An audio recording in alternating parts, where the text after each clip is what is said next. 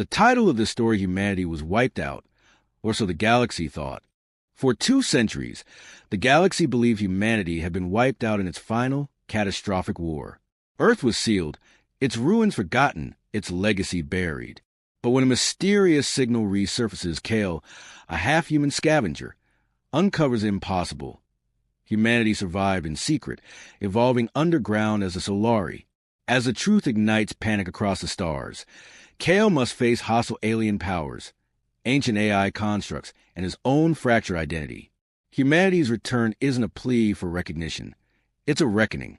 In a galaxy built on their extinction, the Solari rise not to conquer, but to reclaim their place in the story. 2 centuries after Earth's silence, the galaxy had forgotten to scream. In the glass halls of Solari High Orbit Station, beneath the humming veil of quantum traffic, Kael watched the stars with detachment earned only by those born far from any homeworld. His boots scuffed against old metal plating as he stood before a mural. Earth, blue and whole, frozen in paint and myth. To most in the galaxy, it was nothing more than a tragic story, an ancient civilization too volatile to last, a lesson in unchecked ambition. To Kael, it was a shadow that never quite stopped whispering. He'd never seen Earth, raised by smugglers on dead moons and salvage rings. He was human by blood, but alien by culture. His guardians never answered questions about his past.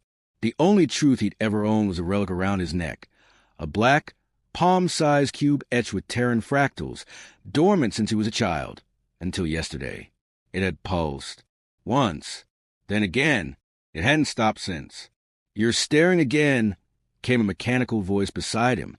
VX-9, a repurposed escort-class AI drone, floated at shoulder height, its triangular head twitching slightly. "That mural doesn't change. Even if you do." "Something's out there," Kael murmured. "The cube doesn't lie." VX clicked thoughtfully. "You're aware that activating dormant Terran tech is punishable by Council Statute 9.47. You're currently committing about 12 violations. I've committed worse." That was true. Kael had been many things: scavenger, runner, pirate, but never curious. Not like this. The cube's activation had triggered something deeper than logic. He hadn't slept in 40 hours, drawn into old archives and ancient broadcast fragments. Every clue pointed to one impossible conclusion. Someone, something, on Earth was still transmitting. Most dismissed Earth as a sealed tomb. After the final war, Council records showed nothing survived the burn. Oceans boiled, satellites fell, and a planet-wide AI firewall locked the system from within. Yet deep in a rusted comms archive, Kael found a signal. Weak, ancient but alive. Human cadence. Encrypted DNA markers. Coordinates matching the ruins of New Geneva. He uploaded the signal into VX's core. The AI fell silent for a full 60 seconds. Then, well, damn. Now. The two stood in a customs dock lined with aging haulers and planetary shuttles. Kael adjusted his coat, tucking the cube inside. "I need a ship." "You don't have one," VX replied, cycling red optics. "You have debts, enemies, and last I checked, no legal name." Kael looked down at his gloved hands. "Then we steal one." The drone paused. "Kael, this is not petty theft. The Sol system is under treaty lock. You violate that, and the entire galaxy notices." That's the point. They didn't steal a warship. Just an old exploration vessel called Whisper's Wake, mothballed and half-forgotten on Dock 73, scheduled for dismantling. VX bypassed its neuroauthentication with a virus Kael bought years ago and never thought he'd use. It wasn't until they breached Solari orbit and hit dark space that Kael felt it pull, not gravitational, emotional, a gravitational tug through bloodline and memory. For the first time in his life, he felt direction. Several light cycles later, they dropped into proximity of the silent zone. No patrols, no comms, no broadcasts, just a blackness wrapped around Sol like a mourning shroud. "Welcome to the graveyard," VX said. Kael leaned toward the console. "Take us in." They passed through the shell, an electromagnetic field with origins no one understood. It didn't repel, it watched. And then, Like the snap of glass, they were through. The sun glared ahead, brighter than Kael expected. But Earth was wrong. "It's alive," Kael whispered. The planet turned below, green at the equator, clouds spiraling in complex patterns. Cities were visible, massive structures embedded in terrain, partially overgrown but intact. Not ruins, not entirely. And then the cube pulsed, not gently but violently. Kael doubled over as something downloaded into his mind, a memory that wasn't his. Flashfire, screams, a child running underground, metal doors closing, a mother whispering, "Stay hidden, we'll make them forget." He gasped and stumbled. VX hovered close. "You're sinking. The cube is a key." To what? Before the AI could respond, alarms flared. A contact blinked into existence behind them. Solari Patrol, anti-piracy class, armed and fast. Unknown vessel. This is Patrol Wing 7. You are in violation of galactic statute. Power down and prepare for boarding. Kael stood, wiping blood from his nose. "We can't run." "We're not." He placed the cube into the ship's central console. Lights flickered. The entire vessel shifted, systems aligning. VX beeped, stunned. That shouldn't be possible. The hull shimmered. Shields activated. Weapon systems they didn't install came online. Kael didn't blink. "They thought we were extinct," he said, voice cold. "Let's remind them." The Whisper's wake spun on its axis and surged toward Earth, faster than its specs allowed. The patrol didn't fire. They didn't dare. Kael stood tall as the blue planet grew large in the viewport. "Humanity was wiped out," he whispered. Or so the galaxy thought. The descent began in silence. Kael stood at the edge of the viewport as the Whisper's wake broke through Earth's upper atmosphere, clouds parting in wisps of gold and ash. Below stretched a planet that should have been dead, jungle-laced mountains where cities once thrived, oceans that shimmered like polished glass, and ruins overgrown with a beauty too deliberate to be accidental. Earth hadn't decayed. It had adapted. Beside him, VX rotated slowly, its outer casing rattling from turbulence. Scans indicate stable biospheres, low radiation, and localized energy fields. "I hate how alive this place is." Kael didn't answer. His hands gripped the console, as if letting go would send him floating into unreality. The cube, still embedded in the ship's control matrix, pulsed with purpose. It hadn't spoken, but Kael no longer needed it to. He could feel where to go. South of the equator, beneath the broken shell of New Geneva, where the ruins gave way to shadow. They landed in the shell of what had once been a towering city. Collapsed skyscrapers slouched into one another like gravestones. Trees burst through concrete, vines strangled metal. Birds he didn't recognize called from unseen branches. It was too quiet, but not empty. Kael stepped out, boots crunching glass and bone. He wore a modified envirosuit, patched in matte black, a rifle slung over his shoulder. VX hovered behind, scanning the air. No heat signatures. The AI reported, "No movement, but I'm picking up structured EM bursts underground." Someone's still broadcasting. Kael found the entrance 3 hours later. Beneath the shattered shell of a monorail terminal, hidden behind rusted paneling, he uncovered an access chute sealed by handprint recognition. Dust coated the interface. But as he reached out, the door shimmered blue and slid open. The air that spilled out was dry, sterile, and far too clean for a tomb. They descended slowly. Beneath the ruins, Earth still breathed. The elevator dropped into a world no longer human, but not alien. Dim corridors lit with golden light pulse like veins. Machines hummed. Walls shimmered faintly with nanofabric. Kael stepped carefully, senses taut. The cube in his chest pocket vibrated once, then stopped. A voice, soft and precise, filled the space around him. Designation. Kael. DNA marker confirmed. You're authorized. Kael raised his weapon. Who are you? I am Archive 3. The Echo. You carry the last key. More lights activated ahead, revealing a chamber with a ceiling carved like stone and metal blended into one another, grown, not built. There were beds, terminals, racks of equipment, all old but pristine.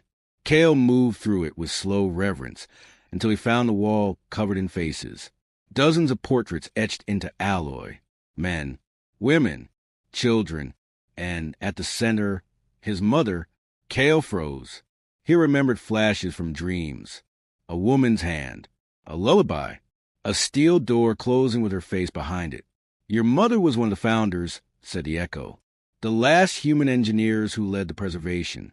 You were smuggled out before the cryolock, meant to return only if the signal reached the stars. Kael's throat closed around 1,000 questions. How many survived? The wall behind him shimmered and split open. From it stepped a woman, tall, clothed in a suit of reactive mesh and breathing with controlled tension. Her eyes locked on his, and she whispered something in a language half familiar. Then, in galactic common, you came? Kael lowered his rifle. You're human. We are Solari now, she said, born from those who were below while the sky burned. She introduced herself as Commander Elora Thorn, leader of the Solari Enclave. She guided him to the complex, vast, hidden, deep. Thousands of cryo-chambers lined the walls of lower levels. Gardens bloomed under artificial sun lamps. Children learned in classrooms shaped from carved stone and neural glass. These weren't remnants. They were survivors. We shut the world down, Elora said as they passed a control station. The war was lost. But before extinction, the founders built this ark, and more like it across Earth. Kael's thoughts spun. You faked extinction. To survive, the galaxy feared us, and we feared ourselves. So we vanished. Kael turned sharply. You could have called for help, built alliances. Why hide? Because the council would have erased us, she said. They tried once, and they'd try again. We chose silence until one of us returned to open the signal. Kael glanced at the cube. Project Legacy. Elora nodded. It chose you. That means the time has come. For what? Kael wasn't sure. He sat that night alone, on a ledge overlooking a bioluminescent river that ran through the enclave. VX floated beside him, quiet for once. I never believed, Kael whispered. I thought we were ghosts.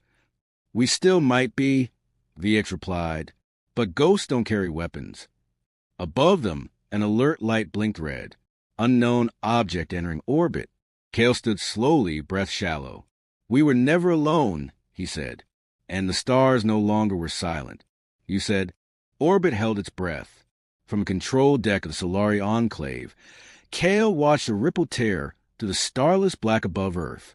It wasn't just a ship breaching the veil. It was a statement. Sleek, fong-shaped, and humming with lethal grace, the Solari vessel Judicator emerged from slipspace like a predator stalking prey. It circled the planet once, scanning, silent. We triggered them. VX said, its voice low. No, Kael replied. I did. Elora stood beside him, arms crossed, her face set like stone. They don't come to observe. They come to silence. Kael had spent years dodging patrols, living in the crevices of a galaxy that considered its people extinct. Now the lie was broken.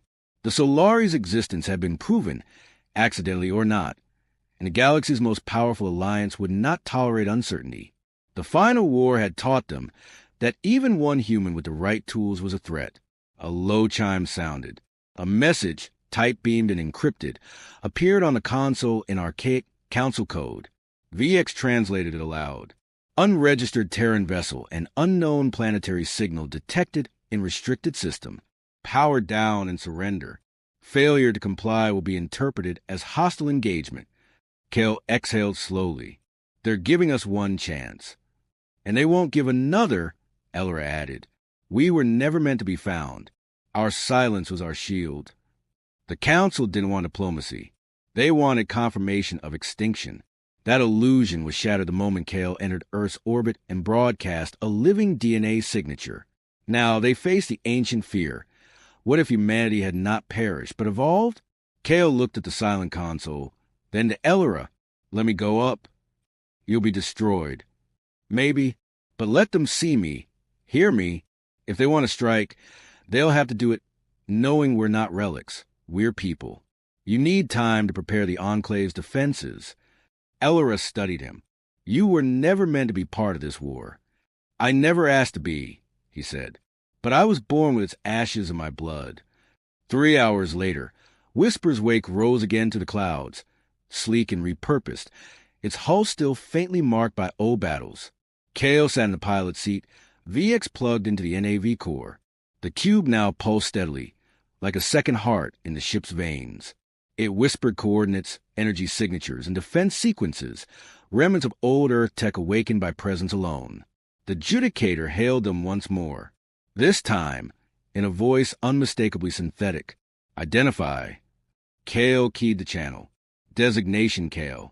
Human, born in exile, returned from silence. A pause. Then, impossible. Verify me. Within seconds, their scan systems lit up. DNA signatures, neural patterns, Terran linguistic markers. Every scan confirmed the impossible. Your species is classified extinct. Kael leaned forward. Then your classification is outdated. They did not respond, but the Judicator altered course, slowly, not backing off, recalculating. Kael toggled the broadcast frequency wider, no longer targeting just the Solari patrol, but the open galactic relay, a signal that would echo across systems in less than an hour. To all Council worlds, this is Kael of Earth. You buried us under silence and called it mercy. We chose exile. Now we choose truth. Humanity lives. We did not perish. We prepared. VX watched them in silence. On their monitors, multiple new pings flared. Ships, small and fast, emerging from slip space like sparks in the void. Council reinforcements. VX muttered. 3 Solari. 1 Threxan. That's not a patrol. That's a fleet. Back on Earth. Elora's voice cut through the link. Kael, return. They're escalating.